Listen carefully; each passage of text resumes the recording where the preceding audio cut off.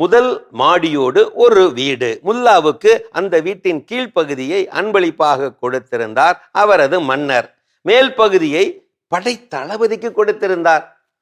படைத்தளபதியின் மனைவி கல் உரலில் மாவு இடிப்பாள். எங்கே? முதல் தளத்திலே. அவள் இடித்த இடி ஓசை இடியில் கீழ் வீடே இடி இடி என ஆடி போகும், அதிர்ந்து போகும். இது முல்லாவுக்கு மிகப்பெரிய தொந்தரவாகி போய்விட்டது. தளபதியிடம் போய் மென்மையாக எடுத்து சொன்னார், மேல் தளத்தில் கல் உரலில் மாவு இடிப்பது நல்லதல்ல.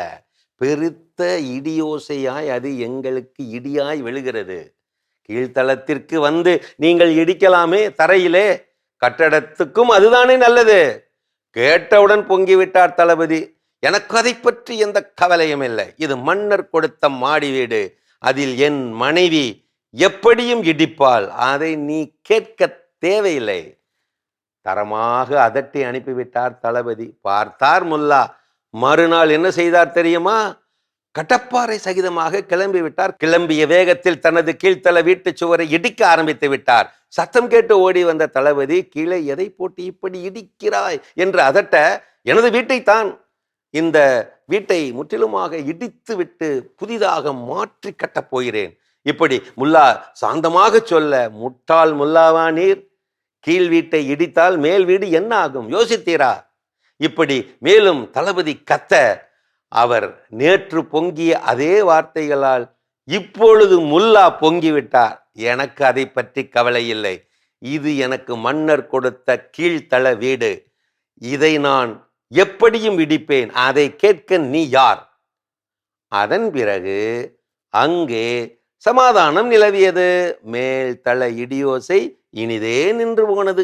எதிர்வினை அது வெளி உலகின் ஒலி அல்ல, உள்ள பிரதிபலிப்பு வலி. வினை விதைத்தவன் வினையைத்தான் அறுப்பான், பின் தினையையா அறுப்பான்? நீ எப்படி எதிர்வினை கொள்கிறாயோ அதுவே உன் வளர்ச்சியின் அளவீடு. உடனடி எதிர்வினை அது உணர்ச்சியின் குரல். தாமத சிந்தனையுடன் கூடிய எதிர்வினை அது ஞானத்தின் குரல்.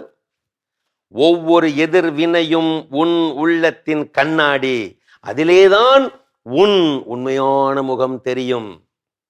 எதிர்வினை என்பது வெளி செயல்பாட்டு விடையல்ல, உள் மன செயல்பாட்டுக்கான அறிகுறி. அதனால் மன அமைதி என்பது எதிர்வினையின் முடிவு நிலை அல்ல, எதிர்வினையே இல்லாத ஒரு நிலை.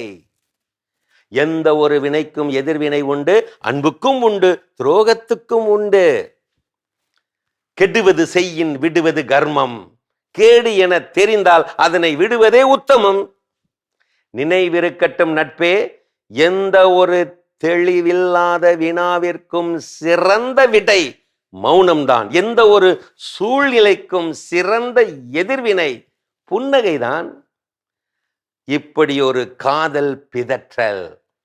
ஒவ்வொரு வினைக்கும் எதிர்வினை உண்டு என்று நியூட்டன் விதி கூறுகிறது. ஆனால் காதலில் மட்டும் அந்த விதி தோற்று போகிறது. எந்த ஒரு எதிர்வினையும் அந்த சைடிலிருந்து இல்லையே, அது ஏன்?